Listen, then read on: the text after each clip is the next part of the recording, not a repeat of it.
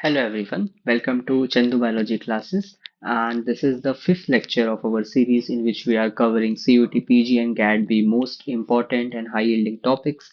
We are discussing the topics, we are solving the PYQs and the practice question.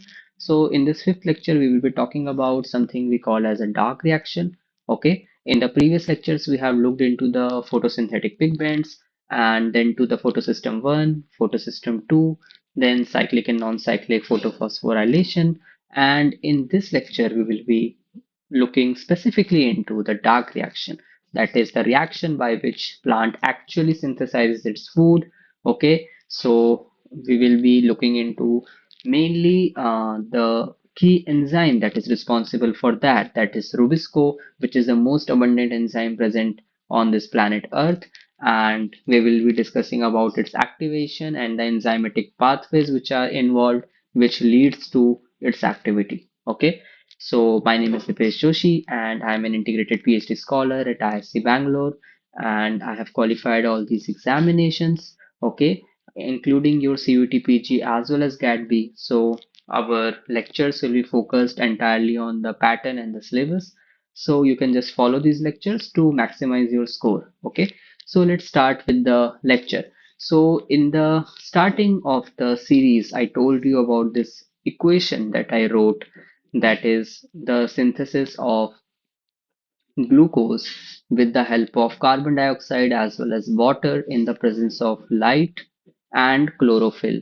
So we know that 6CO2, it mainly with the help of the dark reaction, it is able to synthesize this glucose molecule which acts as the food for the plant. And in light reaction, due to the photolysis of water, because of this photolysis of water, the plant is able to split the water, and it is like leading to the evolution of oxygen near the PS2, that is the photosystem 2 of the plant. Okay, so this is something that we have studied. I have also told you that why this equation is more correct with reference to the actual processes which are happening inside the plant, and why the equation in which there is only 6H2O written over here, that is incorrect. So I have told you all those parameters in the previous lectures. If you have not watched them, then first go to those lectures and then come here, then you will have a better understanding. Okay, so if we talk about the summary of the light reaction, we got three ATPs and two NADPH molecules which were synthesized, and now these molecules will help in dark reaction. So in dark reaction, we have a lot of enzymes which will help in the fixation of the CO2, that is to fix the atmospheric carbon dioxide into their food, that is glucose, into the food of the plants. Okay, so this is something that will be happening in this process. Now, if we talk about the second phase of photosynthesis, it is also called as the biochemical phase of photosynthesis. Okay, it is also called as the biochemical phase of photosynthesis. So why it is called as the biochemical phase? Because in this phase, a lot of reactions are happening, a lot of enzymes are involved, lot of reactants or substrates are involved. So that's why, and a lot of intermediates are also being formed by different enzymes. So that's why it is also known as the biochemical phase of the photosynthesis. So mainly all the enzyme-based reaction, okay, that is initiated by RuBisCO. So RuBisCO is the most abundant enzyme present on the planet Earth, okay, and this enzyme is like most abundant, and this enzyme is the one which is responsible for the fixation of carbon dioxide and formation of glucose, that is the food for the plant. Later on, this glucose can be converted into starch and stored in the plant, okay? But the formation of glucose is something that happens during the different cycles of the dark reaction. So in this phase of photosynthesis, we are using the ATP as well as the NADPH, which were produced in light reaction, which were produced in light reaction. So this is something that is very much important. And the dark reaction, the site of dark reaction where it happens, it is in the stroma of the chloroplast. So this is something you should note, that what is the site of Dark reaction, that is stroma. What is the site of light reaction? That is the thylakoid membrane. Simple question for MCQ. The next thing is that this RuBisCO, it is abundant in the stroma. Abundant in the stroma. And if you talk about like different kinds of plants which are there, so let's say you have C3 plants, C4 plants, then there we write that the RuBisCO has a localized abundance. Like in C3 plants, it is present in the mesophyll cells, and like that we have different kinds of locations that we will discuss when we will discuss about the C3 cycle, the C4 cycle, and all those cycles. Okay. So basically in the C3 cycle or the Calvin cycle, so this was studied in unicellular algae, and here, like for example, chlorella, and then it was studied using radioisotope labeling with C14, okay, to trace out the entire pathway. So how do you identify a particular pathway?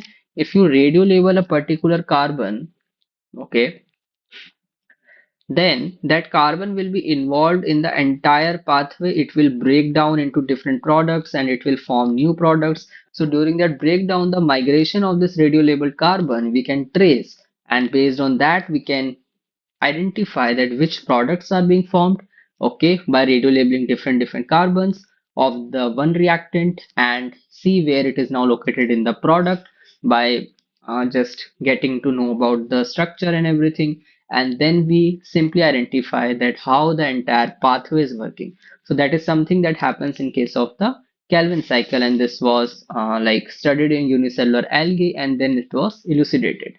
Now, if we talk about the most abundant enzyme on plantar, that is nothing but RuBisCO. Okay, and this RuBisCO, it belongs to lyase classes of enzymes. So, do you guys remember what a lyase is? So, these lyases, these are the enzymes which can break down carbon-carbon, carbon-nitrogen, carbon-oxygen bonds in a, you can say, non-hydrolytic manner, okay, and they can form different products. So these are the classes of enzymes like lyases. Example of lyase class is nothing but aldolase, which we have earlier studied in case of our glycolysis. Okay, I hope you remember these enzymes. Okay, so similarly, there also it is breaking the carbon-carbon, carbon-nitrogen, carbon-oxygen bonds and forming different products. Here also the RuBisCO, it is a class of enzyme that it is a lyase class of enzyme. Okay, and this is if you assume it to be the structure of RuBisCO. So RuBisCO is ribulose, bisphosphate, carboxylase, oxygenase. So we have written two words, carboxylase and oxygenase. So why we have used two terminologies over here? Meaning of carboxylase is that it can carry out the reaction of carboxylation, that is the addition of carbon dioxide. Okay, and oxygenase means it can carry out oxygenation reaction, that is the addition of oxygen molecule. So that is why it is named as ribulose bisphosphate carboxylase oxygenase. This is the active site of RuBisCO. Here you have the binding site for the substrate, that is RuBP. RuBP is ribulose 1,5-bisphosphate. So this is the site where the RuBP binds, and to this RuBP mainly your addition of carbon dioxide happens, and then in the reaction that we call as carboxylation, in this reaction, mainly what you have is that RuBP, it reacts with your carbon dioxide, and when it reacts with the carbon dioxide, this is being added to this RuBP, and in the presence of this RuBisCO, okay, in the presence of this RuBisCO, you are able to get something you called as a 3-phosphoglyceric acid. So this is something that you are able to get with the help of the RuBisCO, that is catalyzing this reaction, okay, and adding the carbon dioxide to the RuBP and carrying out the reaction of carboxylation. Then further this is being acted upon by ATP, NADPH, and then it is being like reduced to form aldehyde, and then it is further regenerated to again form the RuBP. So this is the entire course of reaction that we will be studying in the C3 cycle. But for now, if we are talking about only the RuBisCO, you have to understand about the carboxylation step that is most important, and we will discuss each and every step in the upcoming lecture of C3 cycle. So in this lecture, we have understood that this RuBisCO, it has affinity for both carbon dioxide and oxygen. So if you decrease the partial pressure of carbon dioxide and you increase the partial pressure of oxygen, then the RuBisCO can also react with the oxygen molecule, and that is why some problem of photorespiration occurs that we will also discuss in the upcoming lectures. But mainly it has affinity for both carbon dioxide and oxygen, and majority like the primarily the affinity is dedicated towards the carbon dioxide. So if we see that what is the structure of this RuBisCO, which is the most abundant enzyme in the entire planet, you need to understand the structure of that molecule. So basically, RuBisCO, it is a multi-subunit protein that is made up of 16 subunits. Okay, multi-subunit means it has different subunits which cluster together and function for a particular like job. Okay, so you have the 16 subunits. Out of those 16, 8 are large subunits, and you can denote that by H, and out of that you can say 16, like 8 were large, so now 8 are smaller subunits. Okay, so the smaller subunits you can denote by the term S. Okay, so you can denote the smaller subunits by and the larger subunits you can denote by H, or I will say that you denote it by L, that would be better. Okay, so that is how you denote them, and this larger subunits, they are being coded up by the RBCL gene. Okay, so L gene is coding for the larger subunit, and the RBCS gene is coding for the smaller subunit. Okay, so these are the genes which code for these subunits. And the large subunit, it is present. So basically, this gene that is coding for the large subunit, it is present on the chloroplast genome. Very, very important point to note. And the gene which is coding for the smaller subunit, which is RBCS, it is present on nuclear genome. So that means that for RuBisCO to function, so RuBisCO site is stroma. Okay, so this RuBisCO, it requires the genes present on both nucleus as well as chloroplast to function. The nuclear genome genes, that is RBCS, makes up the smaller subunit, and the chloroplast genome gene RBCL makes up the larger subunit, and both these subunits come together to form the 16 subunit multimeric protein, that is RuBisCO. So the larger subunit, it is the catalytic region in the enzyme. Okay, it is the region where the catalytic activity is present. Okay, and the smaller subunit makes up the regulatory region in the enzyme. Okay, so this is the overall structure. And now if we talk about the quaternary structure, so basically RuBisCO has a quaternary structure, and there are different forms of RuBisCO, mainly form 1, 2, 3, and 4, which are present in different organisms. So in case of plants, algae, proteobacteria, as well as cyanobacteria, the predominant form of RuBisCO which exists, that is L8S8. Okay, so this is the predominant form of the RuBisCO which exists in these organisms. And if you talk about the some proteobacteria or dinoflagellates, they have L2N form. N means it can be any number, it can be dimeric, it can be trimeric, so there can be different value of N, and they have this RuBisCO in the form of L2N. Okay, if you talk about the archaebacteria, they have the RuBisCO present mainly as the L2N or L25 form. Okay, so mainly if you can see that the smaller subunit, it came into existence only for higher plants and algae, and they were absent in majority of the bacteria like these archaea, algae, and all these proteobacteria. So in some protobacteria, there is a type 4 also that is formed, that is only L2. Okay. So from this, what you understood is that the predominant form of RuBisCO in case of your, what do you call as the in higher plants, basically it is L8S8. So that you have to remember. And now if you talk about the organism like plants and green algae, you have this L8S8 where the larger subunit is being encoded by the chloroplast and the smaller subunit is being encoded by the nucleus. Okay. In case of red and brown algae, okay, you have this L8S8 form in which the large subunit is encoded by the chloroplast, but the smaller subunit, instead of the nucleus, it is being encoded by the chloroplast only. So that is something again very important to note. It can be a very good statement-based question, okay, for your CUET PG. So it can be a very important statement-based question. You have to follow it, okay. And in case of dinoflagellates, you only consist of this L2 form, okay, in which the larger subunit is only there, so that is being coded by the nucleus only. No point of the um, what do you call as the smaller subunit. So basically here the larger subunit is being coded by the nucleus instead of the chloroplast. So this is something that you have to remember, okay. So this is important, and if you understood whatever I have taught till now, then we can solve a question for practice that which protein subunit of RuBisCO is coded by the chloroplast genome. So in general, if it is asking, then the answer is the larger subunit of RuBisCO that is coded by the chloroplast, and the smaller subunit, it is coded by the nucleus.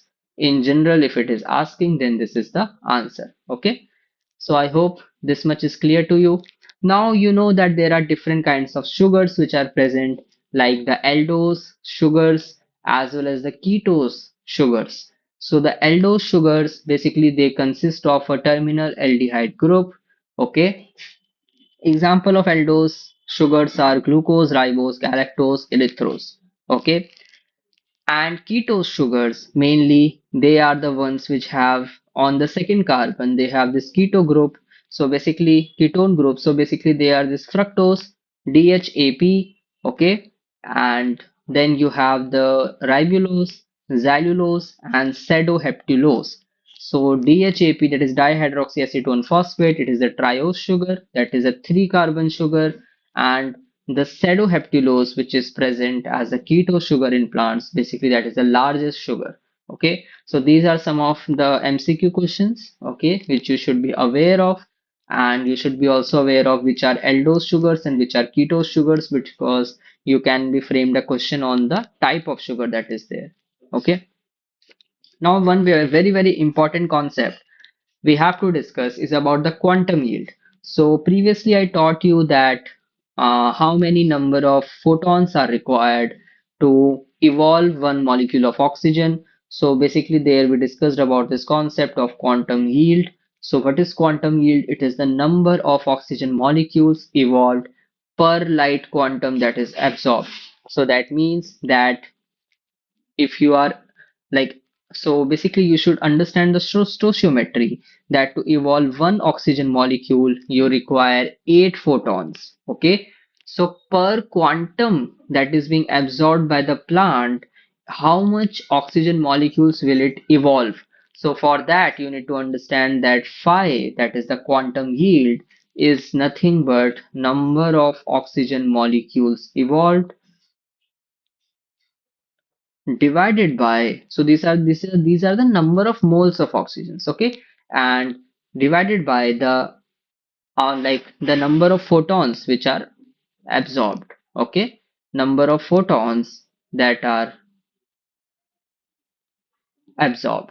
So if you see here, to evolve one molecule of oxygen or one mole of oxygen, you require 8 photons. So the quantum yield value will be 0.125, that is lesser than 1.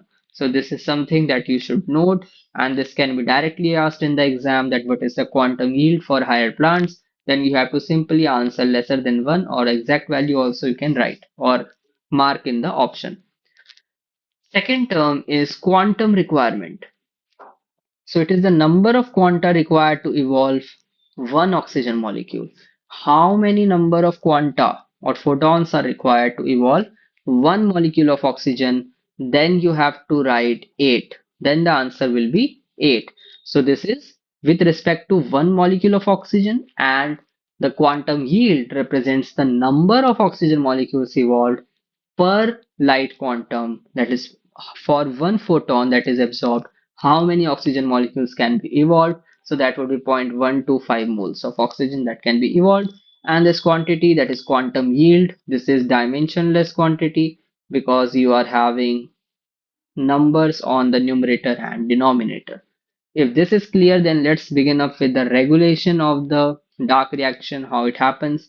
So basically for the light dependent enzyme activation, you have these enzymes which are playing the major role and which are a component of the ferredoxin thioredoxin system. So basically in the Z scheme, we have seen that the electrons, they are being passed over to ferredoxin, and then with the FNR system you are able to pass those electrons to NAD plus and you are able to synthesize NADPH.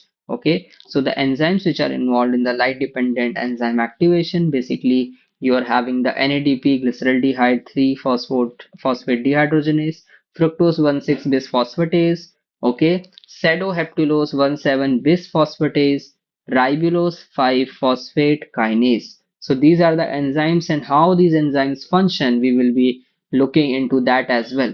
So what happens is, first my question is that this entire thing that is happening, okay, that oxidation reduction reactions which are happening, you have to tell me that, so for all the sets of the oxidative reactions and all the sets of the reduction reactions which are happening over here, you have to tell me that it is following which photosystem, or the electrons are being received by ferredoxin by which photosystem. Which photosystem is involved according to this diagram? So many people will think that since water splitting is happening, then it might be PS2. But my dear friends, you are wrong, because from PS1 only the electrons are being passed to ferredoxin. So basically this is about the Z scheme we are talking about, or we are talking about PS1 over here. So this is the compressed flow of the entire Z scheme. So that's why water lysis is represented, but don't confuse it. It is PS1 only. Okay. So the electrons that are there, basically what will happen, that this ferredoxin, two molecules of ferredoxin, they will lose two electrons. Okay. And what will happen is that since by the PS1, when they will gain the electron, the ferredoxin will gain the electron, it will become reduced, and then again it will become oxidized by releasing the two electrons. These two electrons, they will help in the reduction of the ferredoxin thioredoxin reductase complex, in which you have these disulfide bonds which were oxidized, but as soon as they gain the electron, they convert into the sulfhydryl groups and they become reduced. So once they are reduced, then again they will be oxidized, and again the two electron transfer will take place. Because of this transfer of two electrons, okay, what will happen is the thioredoxin that you have, which was oxidized, that will again be reduced, and then again it will be oxidized, and once it is oxidized, again two electrons will flow, and the other enzymes which I wrote in the previous page, which were 2, 3, 4, 5, all those enzymes, they were in the inactive form when they were oxidized. Now what will happen is they will gain these electrons and they will become reduced, and once they are reduced they becomes enzymatically active, and once they are enzymatically active they will easily lead to the product formation from their respective substrates. And this is how in the presence of light you are able to activate all these enzymes. Okay, and when the light goes away, then what will happen is these enzymes, they will again become inactive by oxidation and releasing the two electrons, and finally you have the release of oxygen, that is a byproduct. So basically in the entire scheme you understand that there is a flow of electrons, there are oxidoreductive reactions which are taking place, which are leading to the activation of these enzymes which are there. Okay, and these enzymes are dependent on light for their activation. This is something that we should know. Now, how is RuBisCO activated? That is the major question, that how is the most abundant enzyme on this planet is activated. Now you see, there is a carbamate magnesium ion complex formation that happens. So what happens is, in the presence of light, you all know that there is a movement of protons from the stroma into the lumen, because of which there is a proton motive force or a proton gradient that is established. And to balance out that change in the proton which are entering the lumen, basically the pH of the lumen decreases and the pH of the stroma increases. And because protons are being pumped into the lumen from the stroma, as a result, to balance out this, the decrease in the positive charge in the stroma, there is a pumping of magnesium ions from the lumen into the stroma, and in the stroma, you are having this RuBisCO which is sitting over there in abundance, and that is responsible. This counter balance of the magnesium proton ratio, basically, the magnesium ions which are now increasing in the stroma, they are required for the activation of RuBisCO. So, how it is activated? Let us see. So if you increase the magnesium ion, so basically what is happening is, this is your RuBisCO. On the active site, you are having a lysine residue which is present, and the amino group of the lysine residue which was protonated. So basically, RuBisCO is present in the stroma. So in the stroma, as the protons are now moving from the stroma into the lumen, so this, there will be a loss of proton from this active site amino group on the lysine residue of RuBisCO. And once the proton is lost, then what happens is that this carbon dioxide that is being added onto the RuBP, okay, and all this happens. So basically, this carbon dioxide is utilized for, it combines with the amino group, it forms lysine NHC double bond O negative. So this is something that you called as a carbamate that is being formed. Okay, and to this carbamate, this magnesium ion which has like come from the lumen, it can form a complex that is called carbamate magnesium ion complex formation, and because of which this RuBisCO, it becomes activated. So RuBisCO activation is due to the carbamate magnesium ion complex formation. Very, very important point to note. And then we can also see this entire thing. So RuBisCO, it loses protons, it then combines with the carbon dioxide which is from the atmosphere, it combines with it, it forms carbamate. This carbamate is still inactive. Now it requires the magnesium ion to form the carbamate magnesium ion complex, and again it now becomes active. This is something that happens and is very, very important. Now, if we talk about the RuBisCO activation by ATP dependent RuBisCO activase, so how it happens? So basically, this RuBisCO is also inactivated by certain enzymes. So this RuBisCO carbamate complex, that is the carbamate magnesium ion complex, it is like inactive in, because it reacts with some of the sugars which we call as inhibitory sugars, which is cap1, that is 2-carboxy arabinitol 1-phosphate, xylose 1,5 bisphosphate, and ribulose 1,5 bisphosphate. So all these are the sugars which react with this magnesium complex with the carbamate and make it inactive. So then the RuBisCO activase, it comes, it utilizes a ATP that is formed in the in the light reaction, and because of the hydrolysis of ATP, this energy is utilized to break this interaction with the cap1, and then the cap is released. Okay, and then you have the remaining carbamate magnesium ion complex, which is active complex, which is now being formed over here. So now the RuBisCO becomes active. So this happened because of the RuBisCO activase enzyme that helps in removing the inhibitory sugars. Okay, so it removes the inhibitory sugars. So RuBisCO function is completed in 5 steps, which are keto-enol isomerization of the bisphosphate and the carboxylation of RuBP. Then there is something that you call as the oxygenation of the RuBP, and then there is a hydration or cleavage of the carbon-carbon bond, and then there is a protonation of the 3-PGA. Okay, so this is the entire flow, that how the RuBisCO function is getting completed. First, there is a keto-enol tautomerism, then there is a carboxylation of RuBP, then there is a oxygenation, then hydration and cleavage, because these are lyase enzymes. Okay, and then there is a protonation of the 3-PGA. Now coming over to some questions which you have seen, we will discuss a C3 and C4 cycle in detail in the upcoming lectures. For today's lecture, we are done with the theoretical part. Now we will be solving some questions with a high pace so that you get a more better concept clarity whenever there is a question on regulation of the dark reaction, or there is a question on, basically you can say, on RuBisCO regulation, then you can answer. So the first question is, RuBisCO becomes catalytically active only after. Okay. So the options, basically, if you look at the options, you first look at the keyword, that is carbamylation of a lysine residue followed by magnesium binding. Absolutely correct. Okay.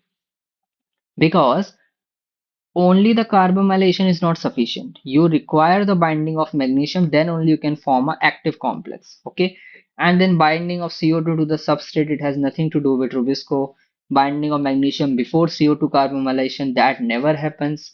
That is not favorable also. Association with RuBisCO activase, that is also wrong, because the primary step is the formation of the carbamylate magnesium ion complex, and then only to that complex these inhibitory sugars bind, and then the RuBisCO activase removes those. So basically, this is also the wrong option. The primary option that is correct is B. Okay.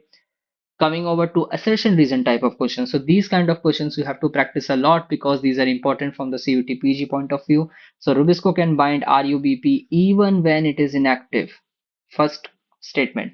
Second statement, that is the reason, is RuBP can bind to non-carbamylated RuBisCO and inhibit activation. Okay.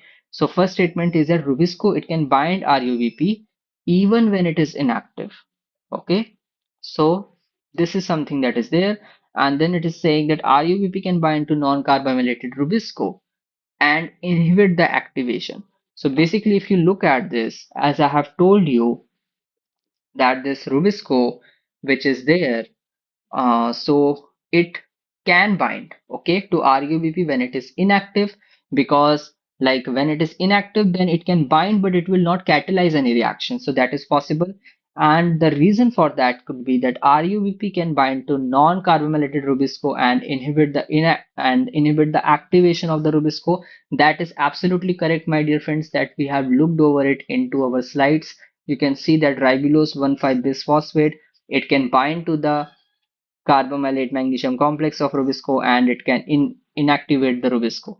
So that is why both A and R are true, but R explains A, that is also true. So A option. Coming over to the second question, the third question, that is RuBisCO activase primarily functions by. How does it primarily functions by? So RuBisCO activase, it removes something, right? It removes inhibitory sugar phosphates from RuBisCO active sites. Absolutely correct option. It does not stabilize any complex, it does not increase CO2 concentration, and it does not enhance any gene expression. Okay. RuBisCO activation in chloroplast is favored in light because, so light, it raises the stromal pH and magnesium ion concentration. That is absolutely correct. The pH of the stroma, it increases. That is, the effective H plus ion concentration decreases because the protons are now moving into the lumen. And to balance that increase in positive charge in the lumen, magnesium ions, they go out from the lumen into the stroma so as to balance that positive charge increase. And that is why, because of this magnesium ions only in the stroma, they react with the RuBisCO and form the carbamate magnesium complex. So that is why this option is absolutely correct. And light increases RuBisCO synthesis, that is wrong. Light directly activates RuBisCO by phosphorylation. Okay, so that is also wrong. There is no phosphorylation event. Light suppresses oxygenase activity. That is never true. Coming over to the next question, high temperature inhibits photosynthesis mainly because RuBisCO uses its substrate specificity. RuBisCO activase becomes unstable and less effective. Magnesium binding to RuBisCO decreases and carbamylation no longer occurs. So, how you can answer this question? Mainly, if you see that as the temperature increases, you know that the binding of the enzymes with the substrates that is reduced because it follows a bell-shaped curve that at an optimum temperature only you get a better or most effective binding and then it decreases. So basically the answer is second, that RuBisCO activase becomes unstable and less effective. Coming over to the next question, which of the following is the primary role of magnesium in the RuBisCO activation? So basically if you look at it, that you have this act as a co-substrate for carboxylation, stabilizes carbamylated lysine in the active site. That is absolutely correct. Okay, so this is the primarily role of the magnesium ions which are present for the what you call as the carbamylated lysine in the active residue, that it activates the RuBisCO molecule. Coming over to the next question, a mutant plant shows normal RuBisCO levels but reduced CO2 fixation at high temperature. Most likely defect is in what? So basically you are having normal RuBisCO levels but there is a reduced CO2 fixation. That means the active RuBisCO is lesser, and if active RuBisCO is lesser, there is a defect in RuBisCO activase that it cannot activate the RuBisCO. Okay, so your correct answer is C.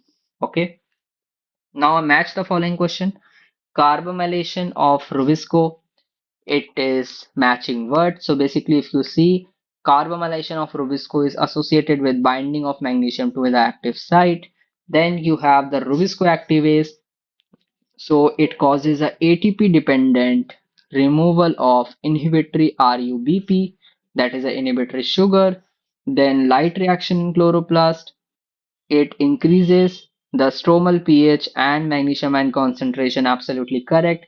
Inactive RuBisCO RuBP complex. It catalytically inactive enzyme form. So basically your correct answer is A. Okay.